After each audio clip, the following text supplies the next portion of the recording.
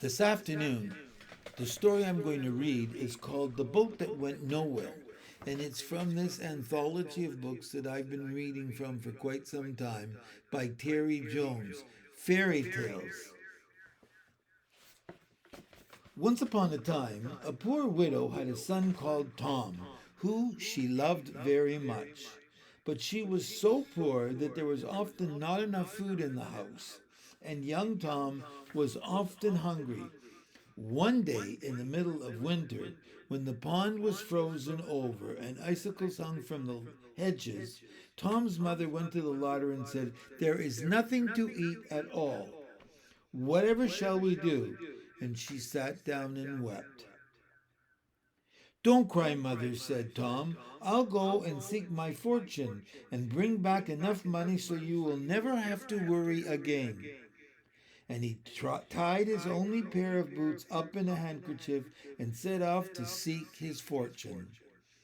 He hadn't gone very far before he came to a great house with huge gates and beautiful gardens and fountains. "There must be a lot of money here," thought Tom to himself. "I'm sure I'll be able to earn enough in this place so that my mother will never go short again." So he walked boldly up to the great house and knocked at the door. A little old man in black answered the door and said, "What do you want?" When Tom told him, the little old man looked very angry and said, "There's no money for you here," and set a dog on poor Tom that chased him off. Well, he traveled on until at length he came to a city where a rich merchant lived. He knocked on the door of the rich merchant's house, and a fat man in a wig asked, "What do you want?" "I want to earn some money so that my mother will not go hungry again." "Very well, you can work here," said the fat man, and led Tom out into the garden at the back of the house. "All you have to do," he said, "is to climb into the sack that hangs from that tree over there and stay in it for a year and a day." "What's the point of that?" asked Tom. "Never you mind," said the fat man in the wig. "I'll pay you more money than you've ever had in your life and feed you well into the bargain." "Very well," said Tom, and climbed into the sack. But just as night fell, and Tom was growing very bored and wondering how on earth he was going to last out a whole year in that sack, an owl settled on the branch above him and cried, "Tu-whit, tu-woo! Tu-whit, tu-woo!" But it seemed to Tom that it was saying, "You'll sit life through! You'll sit life through!" "He's right," cried Tom. "I won't make my mother happy by wasting my life in this sack. I'll find some better way of getting rich." And he jumped down from the sack and walked out of the garden into the night. It was very cold and dark, and a little frightening, but he thought to himself, "I must keep going." Eventually, he saw a fire glowing in the distance. "I shall at least be able to warm myself there," he said. When he reached the fire, he found it was a roaring furnace, and there was a huge man, stripped to the waist and sweating as he shoveled coal into the furnace as hard as he could. "May I warm myself by your fire?" asked Tom. The man didn't answer, but he kept on shoveling the coal. "What are you doing?" asked Tom. "You can take over just as soon as I'm finished," said the man. "When will that be?" asked Tom. "Oh, not long," said the man. "I just have to finish feeding the fire and then climb to the top of the chimney and I'm done." So Tom sat down on the grass to wait his turn, and by he fell asleep. When he woke, it was broad daylight, and the huge man was still busy shoveling as hard as ever. "When do you finish feeding the fire?" asked Tom.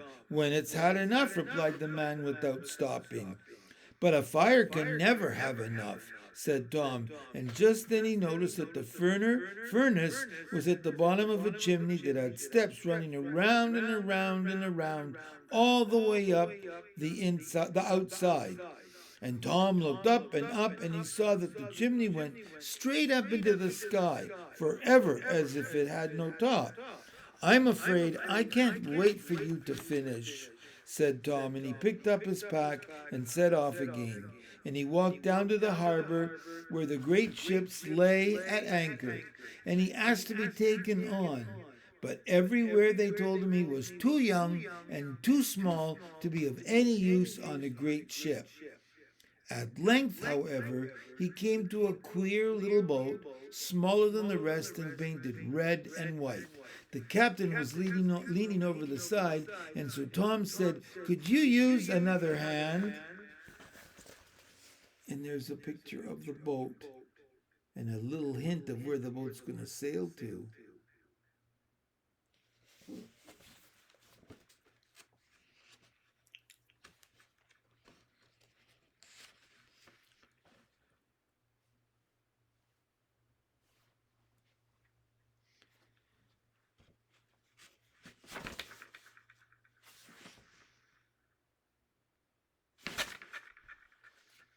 "I," said the captain. "Where are you going?" asked Tom. "Nowhere," said the captain. "Well, I'll get nowhere if I stay here, so I might as well go with you," and Tom climbed aboard. Straight away the captain ordered the sails to be set and the anchor weighed, and the little boat set off on the high seas. And the winds blew it along until it was out of sight of land, and they sailed into the setting sun. How many days and how many nights they sailed for, I don't know, but one morning there was a shout, "Land ahoy!" And they all looked over the side of the boat, and there, sure enough, was a beautiful country with tall mountains. And as they got closer, they saw that the mountains were shining white with red tops. And as they got closer still, they saw that they weren't mountains at all, but huge cities reaching up to the clouds. "Where are we?" cried Tom. "Nowhere," said the captain, and they all got out. Tom couldn't believe his eyes. On each side of them were flower beds full of flowers, and each one of their petals was a pound note. In front of them stretched a lawn down to a river of pure silver. When he looked at the trees, they were made out of solid gold, and the leaves were emeralds, and everywhere piles of precious jewels lay around for the taking. "We're rich!" he cried. "You haven't seen anything yet," cried the captain, and they all set off for the great city that glittered and shone before them. As they walked, birds flew above them, dropping pearls and rubies into their upturned hats, and wild deer ran up to them and laid golden sticks at their feet. Eventually, they reached the gates of the shining city, and the captain pulled on a golden chain. A peal of bells rang out in welcome, and a boy opened the door wide and said, "We are glad to see you in the forgotten city. Come on in," and took them into a pure white square where the sound of laughter echoed all around.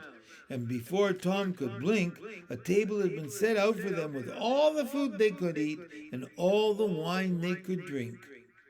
And the townspeople brought them presents and played them music and gave up their own beds so that the travelers should sleep well.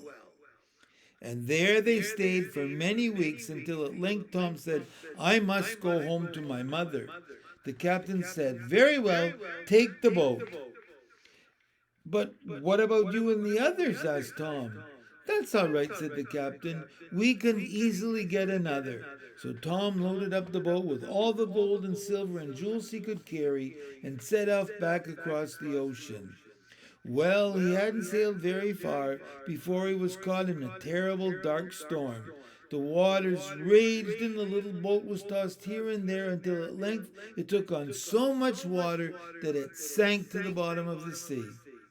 And Tom went down too, until a dolphin came up and put him on his back and swam with him until they got to the very river that ran past his own home.